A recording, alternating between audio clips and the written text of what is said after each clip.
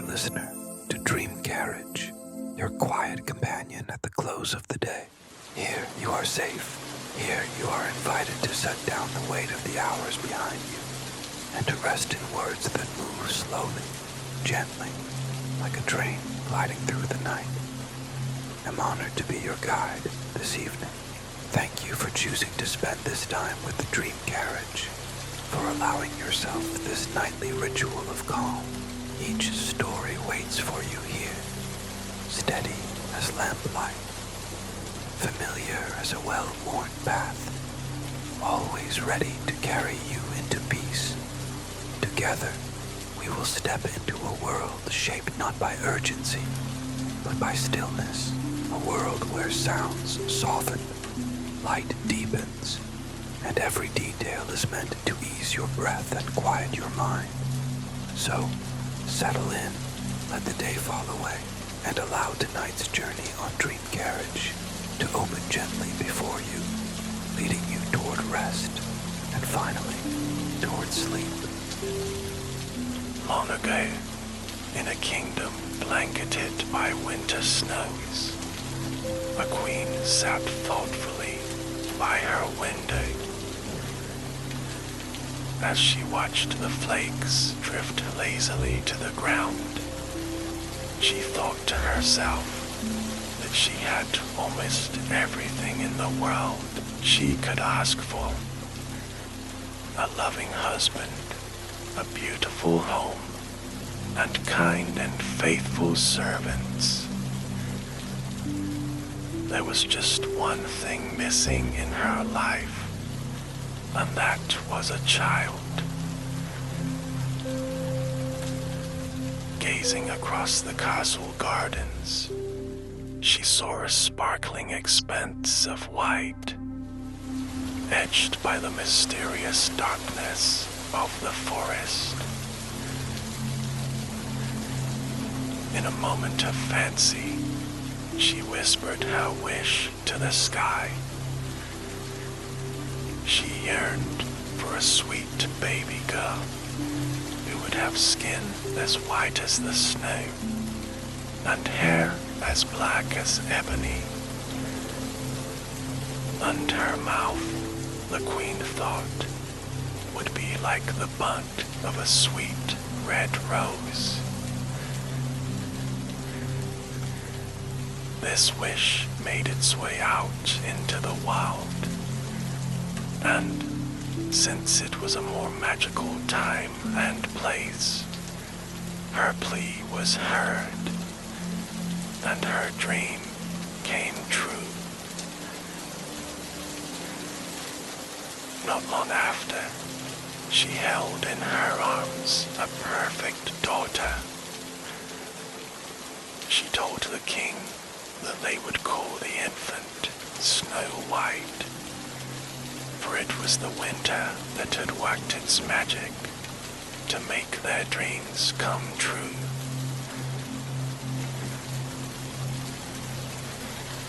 Unfortunately, just a few years later, the good queen passed away, and the king was left alone with his precious daughter. He was heartbroken, but he tried his best to be a good father, and the little girl continued to grow and thrive in his care. And what a joy Snow White became. She was an extraordinarily beautiful child, but more importantly, she was naturally curious, good, and kind. Where other princesses might have become spoiled, little Snow White was more likely to be found befriending the housemaids or following the gardener. She often chatted away at the servants while they allowed her to help them with light tasks. The castle was her entire world. The king was was a good man, but he was also young, and he didn't take well to a solitary life. Eventually, he became entranced by the widow of one of his courtiers. She was an exquisitely beautiful woman with shining hair, the color of corn silk, and unblemished ivory skin. The woman won his confidence slowly, reeling him in with skill. When Snow White had just turned 13, there was a royal wedding, and the princess gained a stepmother. The new queen was cold, composed, and elegant. While there was nothing outwardly wrong with her, the servants confessed quietly to each other that they felt a sense of unease descend upon the castle with her arrival. Even the little breezes that whispered through the corridors took on renewed darkness. The mood of the court became one of watchfulness and shadows. The new queen had made a great show of doting upon Snow White before her marriage. In full sight of the king, she took care to exclaim about her gown, praising her looks, her cleverness, and her sweet disposition. But once the nuptials had passed, and she had the crown firmly upon her lovely blonde head, her treatment of the princess changed. To be certain, she never revealed her uncharitable feelings to her new husband, who was completely oblivious to such matters. But privately, the queen began speaking sharply and unsympathetically to Snow White. You see, even though her stepdaughter was still a child, the woman sensed that Snow White was a beauty. Furthermore, she found the girl to be an intolerable distraction for the king, whom she felt should be paying all of his attention to his new wife. Although he showered her with glittering jewelry and lavish gowns, the wicked queen was fixated on establishing her place. Very quietly, in small ways, she sought to diminish the princess, refusing to have new clothes made and neglecting to oversee her education. It was as if she wanted Snow White to slowly fade away, while her own star ascended. With no tutors or other distractions, Snow White began to spend more and more time with the servants. Soon, the queen was ordering her to complete some of their tasks. In this way, bit by bit, Snow White became a glorified housemaid herself. It happened so gradually that, with all the cares of his position, her distracted father noticed nothing. Although she managed to humble Snow White in completely ordinary ways, the queen also had a powerful secret. Unbeknownst to her husband, she was skilled in the darkest arts of magic. She used her skills sparingly and always to her own advantage, in order to ensure that she was always the most desirable woman at court. She consulted a magic mirror from time to time. The king thought it a completely ordinary thing, but when he was away in the depths of the night, she would sometimes stand before the mirror and say, looking glass on the wall, who is the fairest of us all?" At this, the mirror would fill with dark, swirling mist, and a wizened voice would be heard, responding, "Thou, O Queen, art the fairest of all." Smugly, she would then dismiss the spirit in the mirror and retire for her beauty rest. Matters continued like this until the day of Snow White's 16th birthday. There had been no lavish party, but the girl's father had insisted on a fancy court dinner. Grudgingly, the queen had been forced to provide her with her new gown for the occasion, even though she tried her hardest to choose an unflattering color for the dress. Her stepdaughter had nonetheless looked absolutely radiant.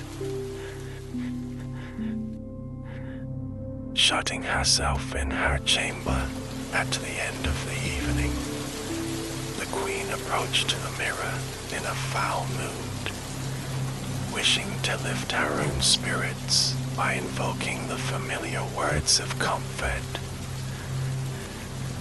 Standing primly in front of it, she said, looking glass on the wall, who is the fairest of us all?" Up to this time, to her distress, the answer was a new one. "My queen, your beauty still shines bright, but the fairest is Snow White." The queen was surprised by this pronouncement, yet as she stood in front of the glass, she knew in her heart that she'd seen this day coming for many years. Pacing her room in anger, she came to a decision. Snow White would have to go, and she would make sure that it happened as soon as possible. Getting rid of the girl seemed childishly simple. While the king was away on business, she would send the princess off into the woods and have her left there to perish. By the time her husband returned and lodged a search for her, it would be too late, and only bad luck would be to blame. Using her skills, the queen enchanted one of the kitchen maids, instructing her to lure Snow White into the depths of the forest on the pretense of seeking herbs. Although it was autumn and conditions were cold and windy, Snow White didn't question this plan.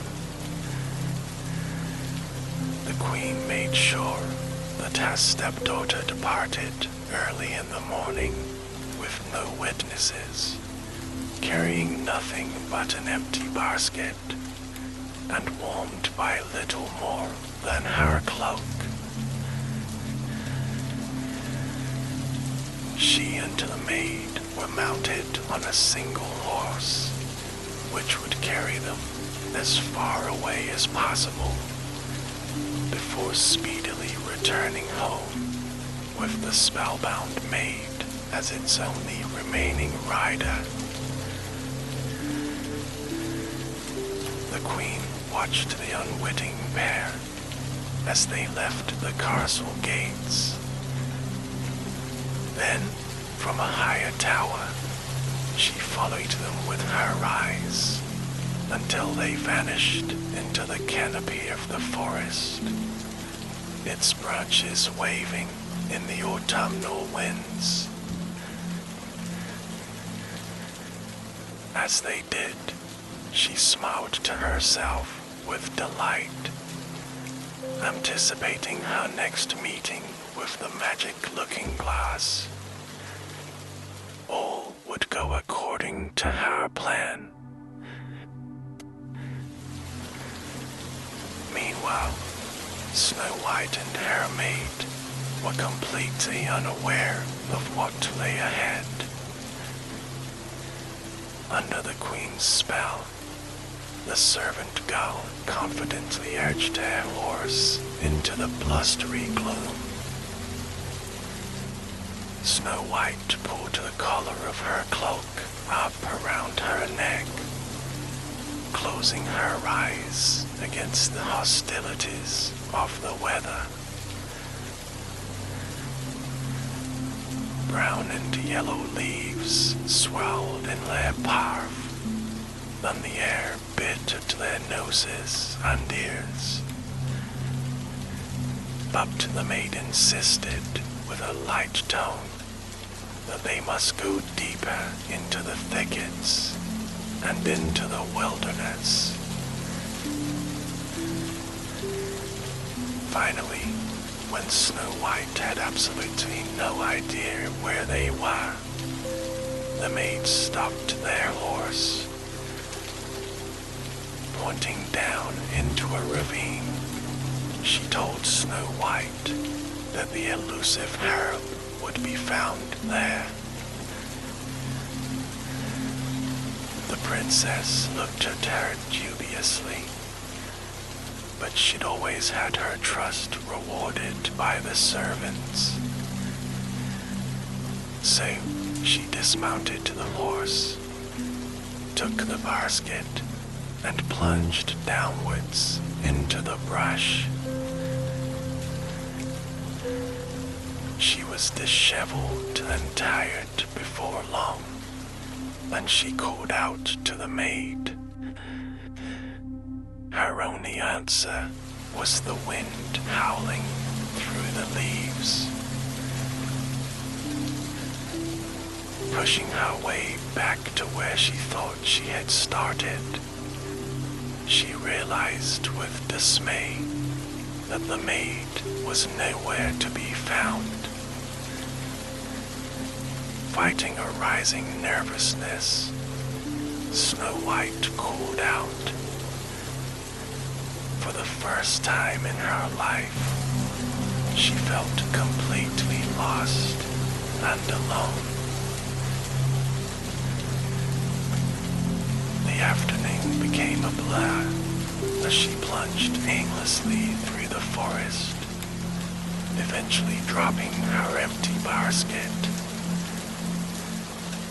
As she became increasingly tired and exhausted, she felt like she was walking in circles. Her fingers and toes became numb, and eventually she was overcome by a feeling of hopelessness. Just when she thought she couldn't go another step, she spotted what appeared to be a cabin up her head. Wiping the frozen tears from her eyes, She renewed her energy, pushing through the scratching branches until she emerged in a clearing. The windows of the little house were dark, but she still knocked on the door. Although she had been raised with good manners, when nobody answered, she nonetheless pushed the door open. She had to find shelter, or she knew she would not last the night. When she first entered the cabin, she could not make out the interior. The fireplace was cold and dark. However, as her sight adjusted, she could see that she was standing in what appeared to be a bunkhouse. There was a long table down the middle, with 3 seats on each side and one at the end. Along the back wall of the cabin, there were 4 identical beds, and next to the door in the front of the cabin, there were 3 more. All 7 of the beds were unmade, and there were crumbs and used plates standing about on the table, along with half a loaf of bread. If someone still lived here, they were not concerned with tidiness, she reflected. She wanted very much to warm herself, so she used the woodpile next to the hearth to start a fire. Once she had a cheerful blaze flickering, and her fingers were tingling with life, her gaze fell upon the loaf of bread. Until that moment, she had not realized how hungry she was. But she had not had a morsel to eat since leaving the castle that morning. It seemed, she thought ruefully, a lifetime ago. Unable to resist the temptation, she used a bucket of water to wash a set of utensils, and then hastily cut herself a thick slice of bread. Sinking into one of the chairs, which were all oddly small, she ravenously consumed the delicious slice, slumping her shoulders with relief. Then, peering in a nearby pitcher, she saw that it contained some water. She drank it dry. With her stomach full and the warmth of the fireplace relaxing her, Snow White suddenly felt overcome with drowsiness. Faintly, she thought how she absolutely must rest her eyes for a little while.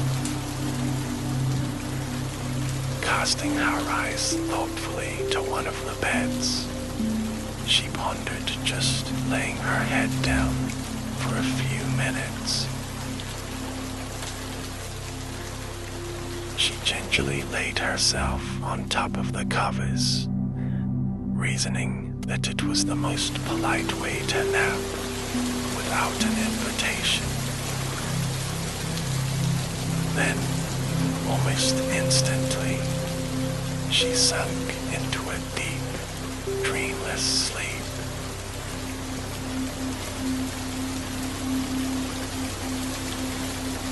Late in the night, the 7 travel-weary owners of the little beds and the little chairs returned home and opened the door,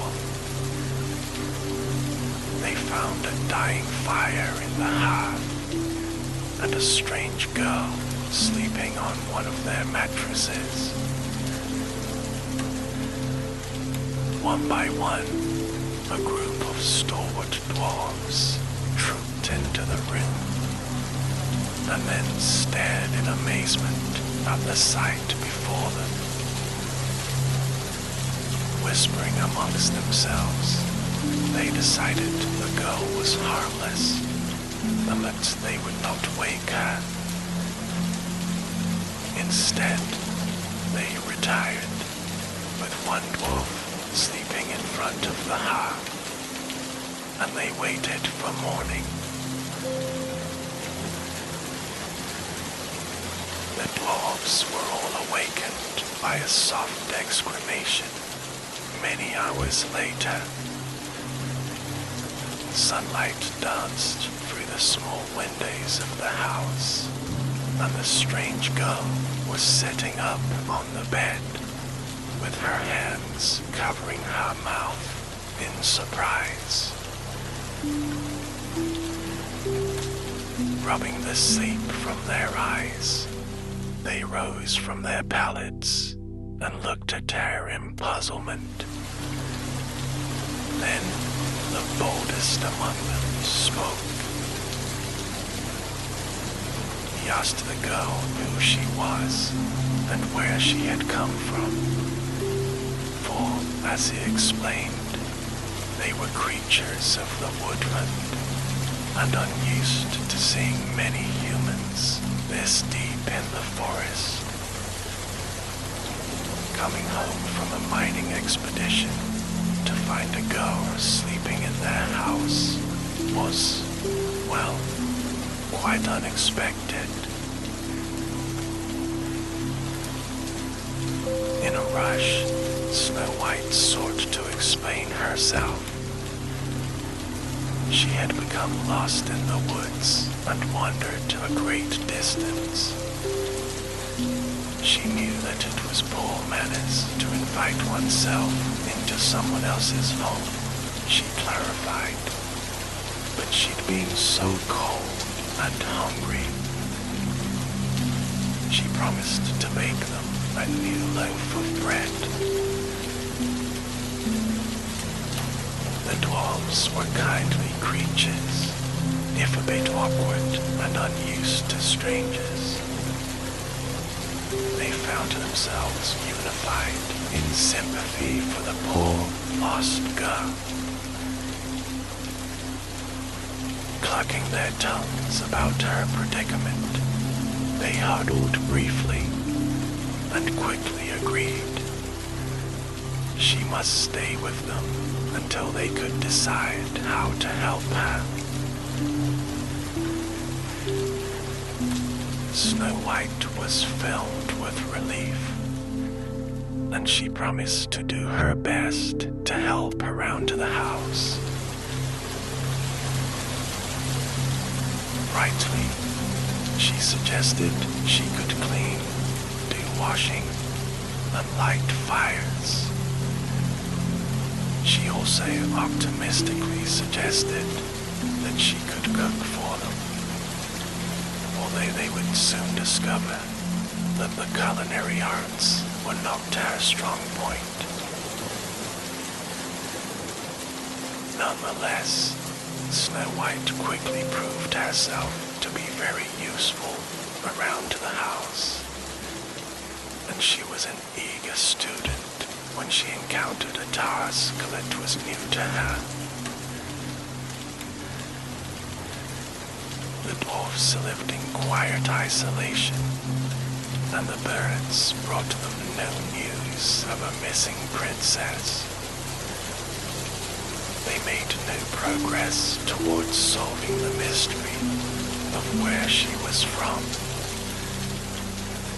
and so she stayed with them, and 1 week melted into another through the winter, until the 7 dwarves could hardly remember life without her.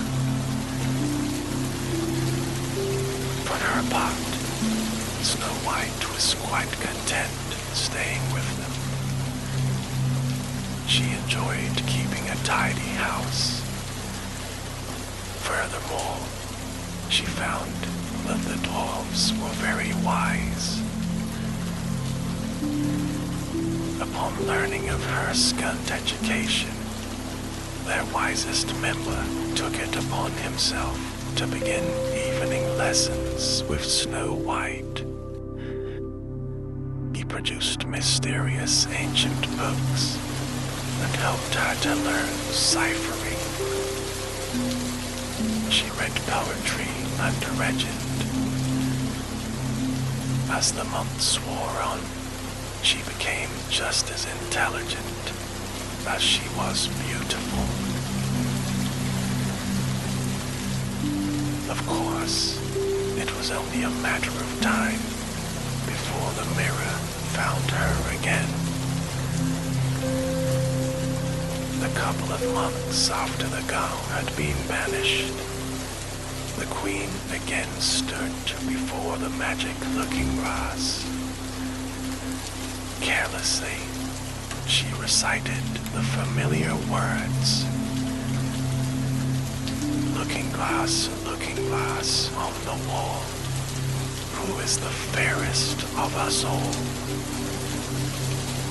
She was amazed when it said, "My queen, your beauty still shines bright, but the fairest is Snow White." At these words, the queen was livid. She knew at this moment that the princess had somehow survived, and she was determined to find her. She summoned a famous huntsman and tasked him with locating the girl and doing away with her. Not knowing the princess, he had no loyalty to Snow White, and he readily agreed, hearing that a fat purse of gold would be his reward. He canvassed the forest for weeks, consulting travelers, peddlers, and hermits to uncover news. Finally, someone told him that he had seen the girl living in the house of the 7 dwarves deep in the woods. The huntsman found the cabin, and he observed Snow White working there in a cheerful kitchen garden. She was humming to herself, and even in plain clothing, she was so sweet and beautiful that his heart skipped a beat. He resolved to fulfill his promise by telling the evil queen where she could be found. But he couldn't bring himself to also be the instrument of Snow White's demise. The queen was furious with the huntsman when he returned, and refused to pay him unless he completed the entire task. But the huntsman had no change of heart, as he could see that Snow White was a great goodness in the world, and the queen was wicked through and through.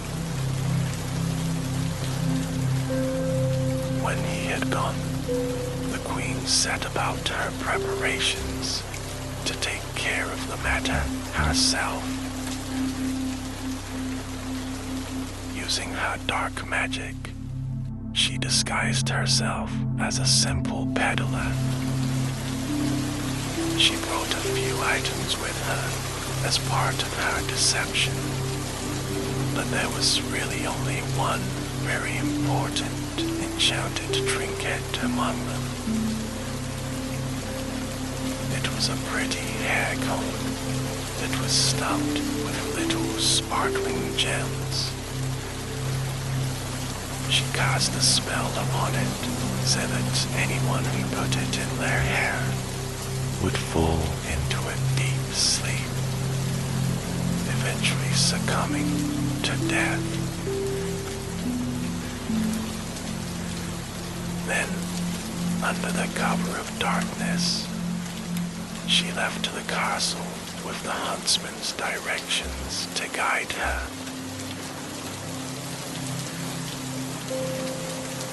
It was well into the next day when she found her way to the little cabin in the woods. As she approached, she sang a song, beckoning anyone inside to come out and see her wares. It wasn't long before Snow White's pretty black hair and rosebud lips could be seen at the window. Moments later, she cautiously opened the door. Smiling sweetly at her, the evil queen beckoned. "Come and see the lovely things I have here," she urged. As any curious girl would do, Snow White came to the gate to see what the stranger had brought. After showing her a few things, the queen smiled as if sharing a secret and pulled the comb from her cloak. Snow White caught her breath with delight, accepting it into her beautiful hand and holding it up to see it sparkle in the light. "Try it on," the queen whispered.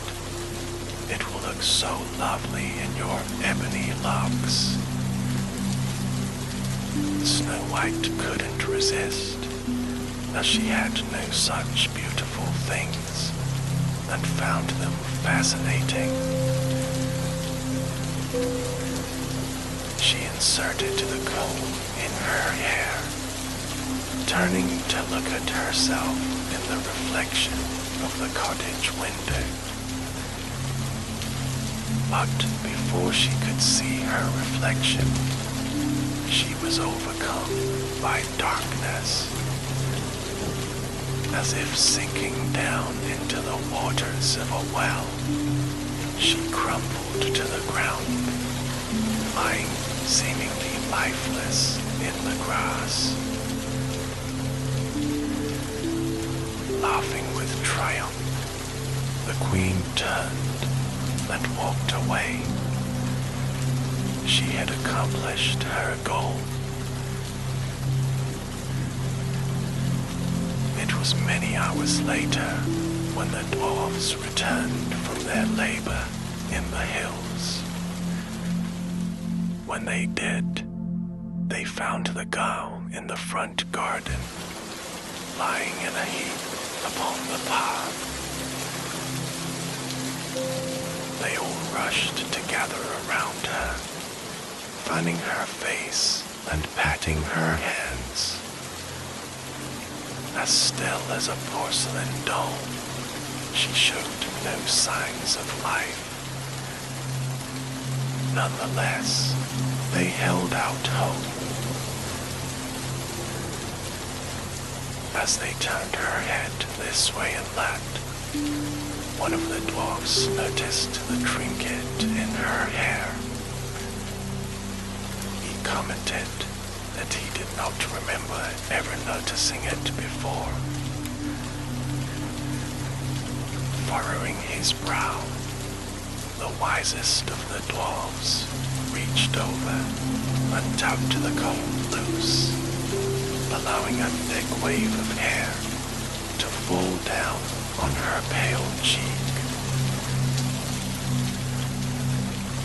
Within moments, Snow White's dark lashes fluttered and her eyes opened. looking around to the dwarves in wonder. Sitting her gently upright, they peppered her with questions. What had she been doing?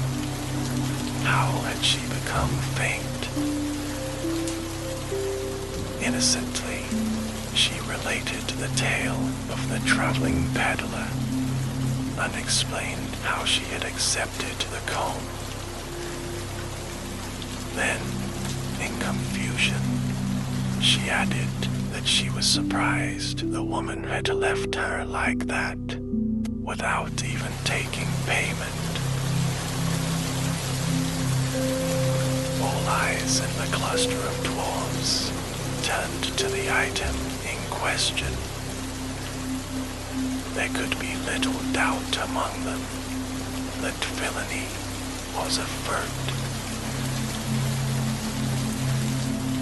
As they helped her into the cottage, plying her with water and food, and urging her to rest, the dwarves whispered and muttered amongst themselves. Later, when the excitement was past, they counseled her earnestly not to accept items from strangers again. They knew now that someone had been looking for their princess, and that they might come again.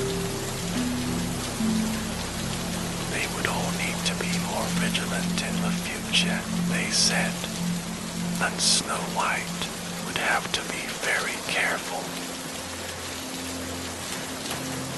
Wide-eyed, the girl nodded and solemnly promised that she would not be so trusting next time.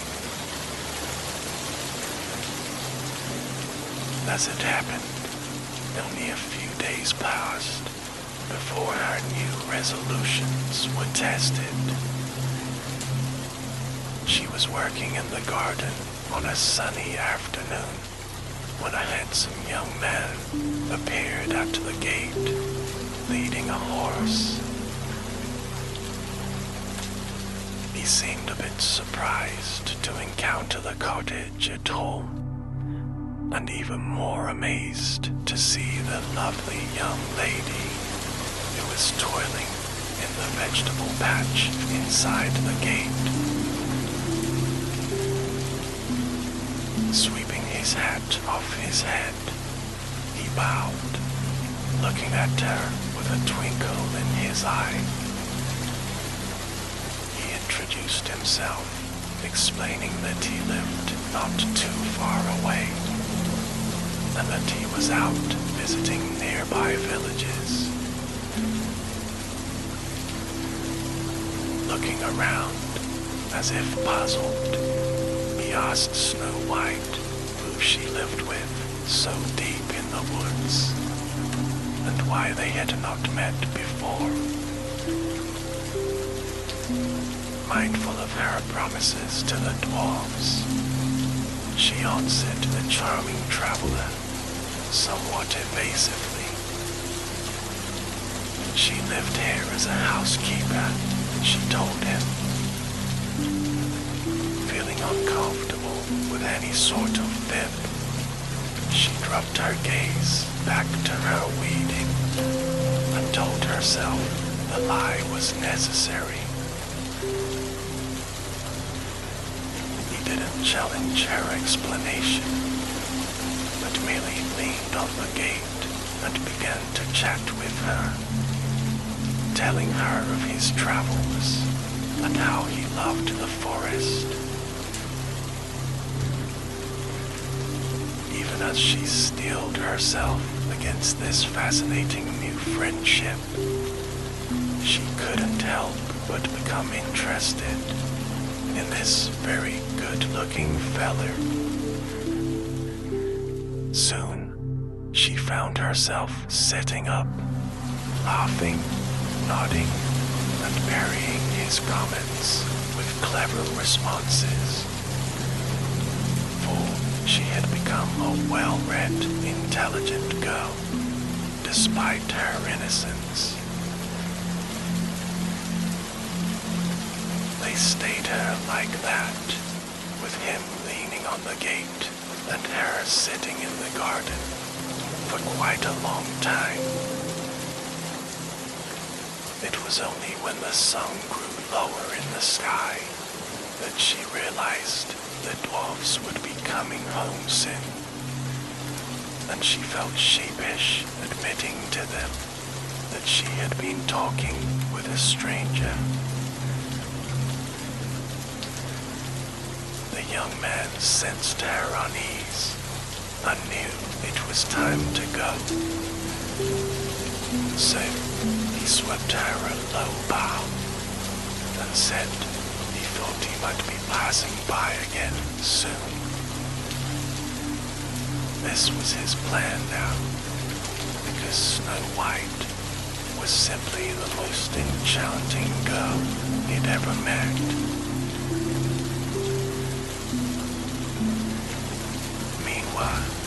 Ensconced in her castle far away, the queen was about to make an unwelcome discovery. Standing in front of her dark mirror, she once again confidently posed her usual questions. She said, looking glass on the wall, who is the fairest of us all? Impossibly, maddeningly, the mirror said, my queen, your beauty still shines bright, but the fairest is Snow White.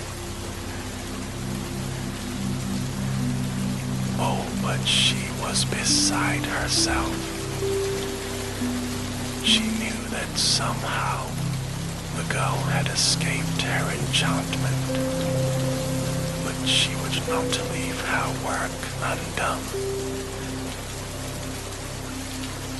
As Snow White and the dwarves sat amiably around a fire, telling tales many miles away, the queen once again began her preparations. This time, she disguised herself as an entirely different type of traveler.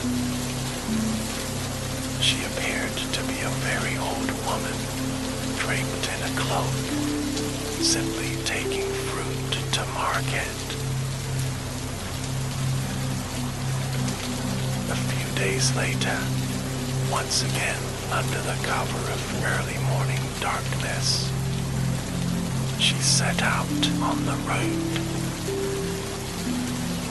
This time, she knew the way by heart, and she steadily made progress towards the cabin belonging to the 7 dwarves. She was confident that Snow White wouldn't foil her plans again.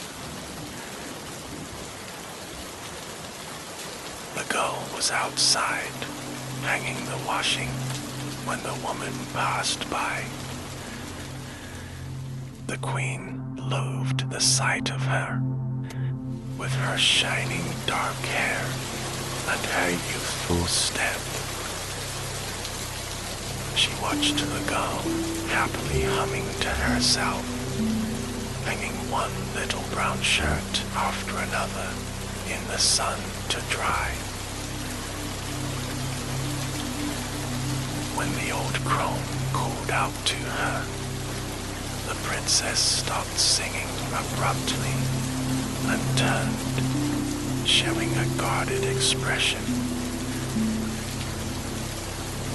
How very hot it is out here, the queen said to the girl. You must be in need of refreshment. Snow White shook her head vigorously.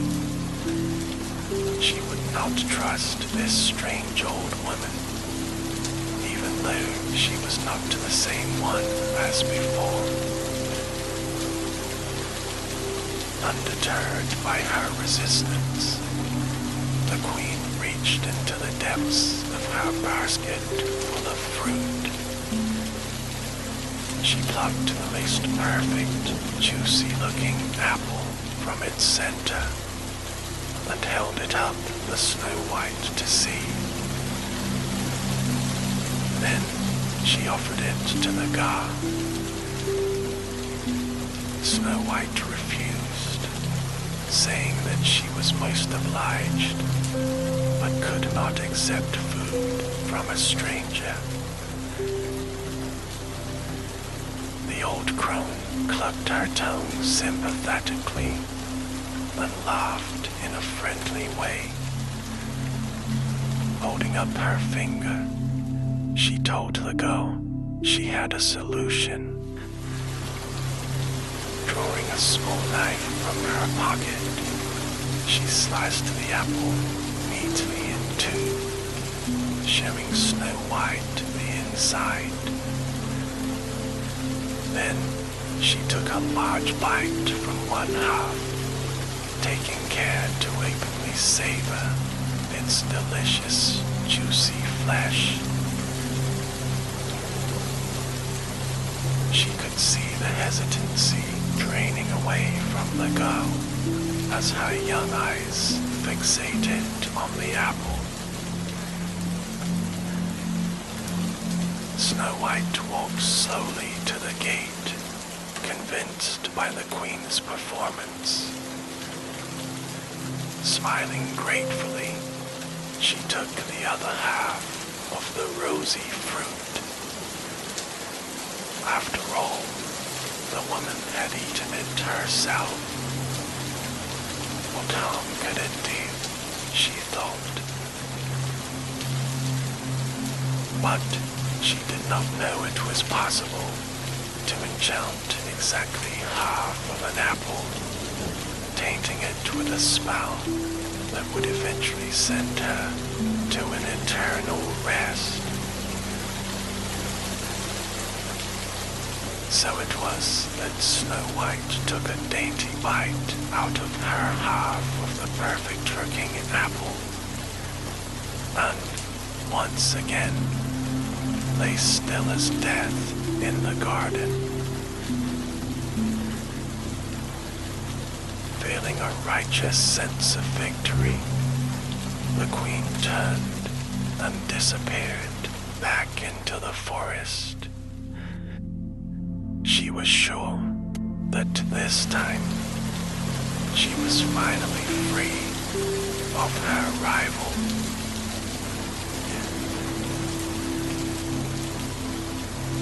It was many hours before the 7 dwarfs came trudging home.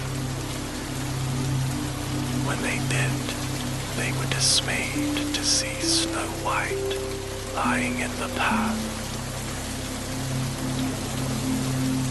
Hurrying to surround her, they attempted to revive her, pleading with her to awaken. Wise to the queen's former tricks, they turned her head this way and that, seeking a hair ornament, but they found nothing. With tears in their eyes, they whispered amongst themselves, trying to think of a solution, to no avail. One of the dwarves commented sadly that they could not leave her there like that on the ground. They all agreed and soberly stood, lifting her on the count of 3.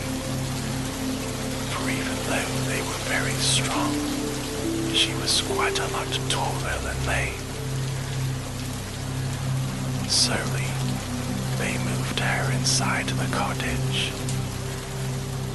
As they neared the first bed, one of the dwarves tripped, and she was awkwardly dumped onto the mattress on her side. As the dwarves broke out in bad-tempered reproofs of one another, something amazing happened. Snow White coughed and sat up, putting her hand to her throat. The dwarfs instantly ceased their bickering and turned to look at her in amazement. Her flushed cheeks and rosy lips showed that she was once again vibrant and awake. Their clumsy handling had somehow dislodged the poison apple from her throat, and she had escaped her fate for a second time. When she was feeling better, she got a very stern lecture.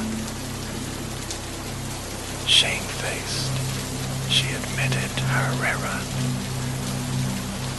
She explained that the woman had tasted the apple right in front of her. How could she have known? But the dwarves shook their heads and insisted she must not take another gift of any kind, be it jewelry or sweets. She nodded her head in agreement and resolved to do better in the future. For what if the dwarves had not returned home in time, or tripped and jostled the fruit loose from her throat? The outcome would have been grave. So when her handsome young man appeared at the gate again a few days later, she told herself that she would simply not accept any gifts from him. But no lectures from the dwarfs or good intentions could keep her from being drawn to his fascinating conversation or his charming good looks. She even let him kneel next to her in the garden and help her with the weeding. Neither she nor her visitor seemed to care that he was rather bad at it. He kept getting distracted as he watched her lovely hands, deftly tending her vegetable patch. He thought they must be the most perfect hands he'd ever seen. In fact, he was quite smitten.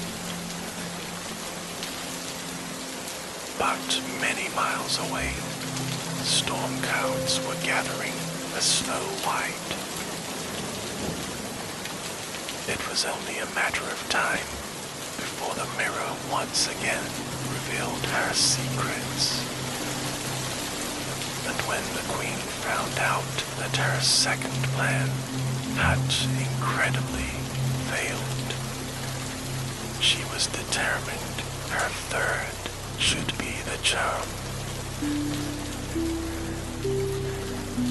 Snow White was innocent, but she was not a helpless fool. The queen knew that she would not accept a third gift, so she devised a less obvious way to deliver her poison.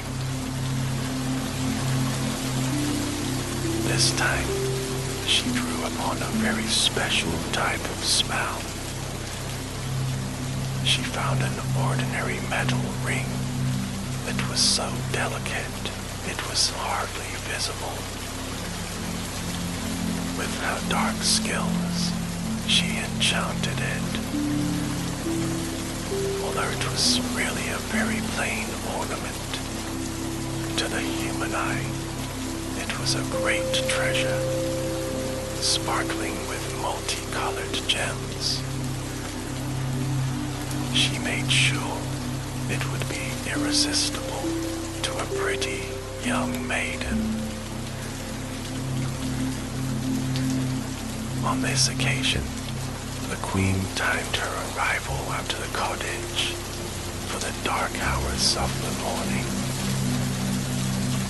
Quietly letting herself into the garden, she glided silently to Snow White's beloved vegetable patch. Once there, she took the enchanted ring and set it on the ground. Then, as quietly as she had appeared, she exited the garden and melted into the sheltering branches of the forest.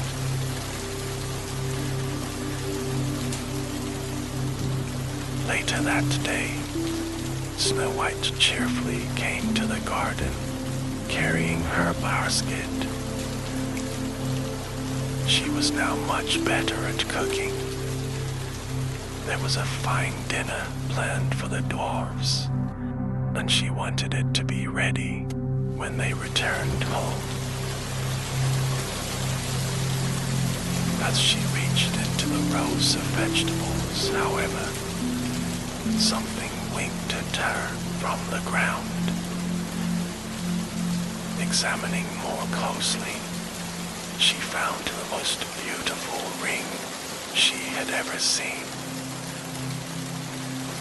It was delicate, and it glittered with the color of every stone she could think of. Red, blue, green, and pink sparkles seemed to constantly appear on it, as if it were a shifting rainbow of different gems. Catching her breath with delight, she picked up the trinket, and before she could even think about its provenance, she slipped it on her finger. Instantly, she fell to the ground. Once again, Snow White appeared lifeless.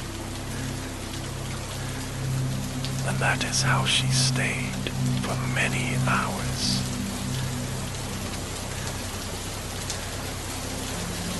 As it happened, the dwarves came home early that day.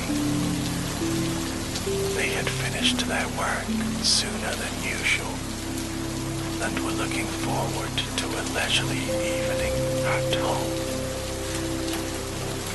But to their dismay, they found Snow White had once again fallen victim to a ruse. Gathering around her, they tried everything. They searched her ebony locks for jewelry.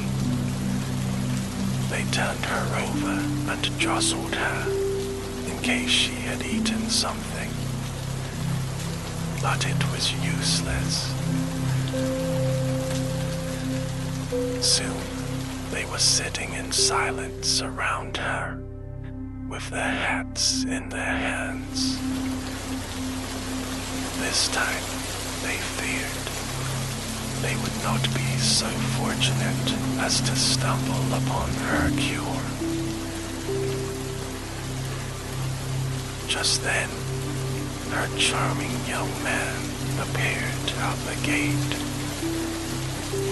While this would normally have put the dwarves on the defensive, they were too distraught to care about the stranger, and they didn't complain when he hurried to their side.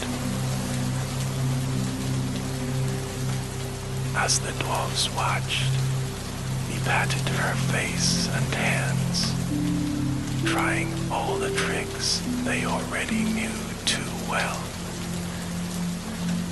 Alas, he was not able to revive her either. It was a sad gathering indeed. As the man took in the sight of his beloved, he was filled with grief. Suddenly, his eyes wandered to her beautiful hands. On her finger, he could clearly see that a lovely ring was sparkling. Looking up at the dwarves, he asked if this was a new trinket and if they had given it to her. Puzzled, the dwarves stared at her hand, for they were not human, and they did not see the false gems. All they noted was that she had just the thinnest metal band upon her finger. They didn't know what the visitor was talking about. Acknowledging that even this dainty metal ring was new to them, one of the dwarves reached down to her finger and slowly pulled off the adornment. To his amazement, Snow White suddenly took a deep breath, and her face flushed with color once again. As a cry of happiness went up among all present, she fluttered her long lashes once, twice, and then opened her eyes. Seeing her alive, the dwarves danced about the garden in happiness. Meanwhile, the handsome young man clasped her hands in his, smiling down at her. And as Snow White raised herself up, she looked right back at him. She fervently hoped that this was not just a dream. In that moment, the two of them realized that they could not bear to be parted, and that something new was beginning. The young man asked Snow White if she would consider being his wife. He admitted, somewhat sheepishly, that he was, in fact, a prince. But he hadn't wanted to tell her, fearing it would change her feelings about their friendship and their amusing afternoons in the garden. Snow White laughed, saying that it happened she was also a princess. But then, soberly, she admitted that it didn't seem to matter anymore. She told him how she had lost her way long ago, and that nobody had ever come to find her. She feared that her father no longer cared for her. Very seriously, the prince asked her if she could ever bear to try on another ring, since the last one had not agreed with her.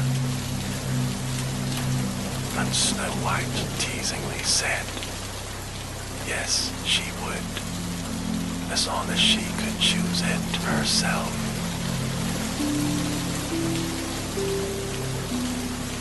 Meanwhile, the queen did not escape retribution for her meanness.